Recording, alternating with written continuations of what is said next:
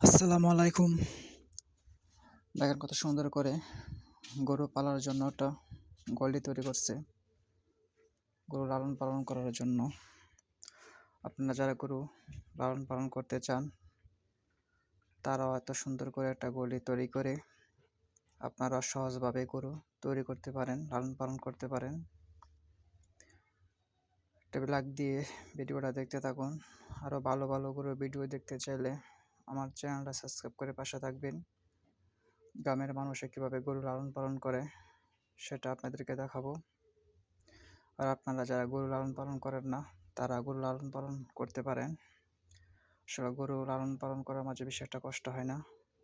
আপনি ১-২টা গরু লালন পালন যেভাবে করতে পারবেন, ১-২টা গরু আপনি বন্ধ খাওয়াতে পারবেন। কোনো টেনশন হবে না, কষ্ট হবে না। আপনি ২-১টা গরু গ্রামের মানুষে পালতেই পারে একদম সহজভাবে। আপনারা যারা গরু লালন পালন করেন তারা অবশ্যই বোঝেন।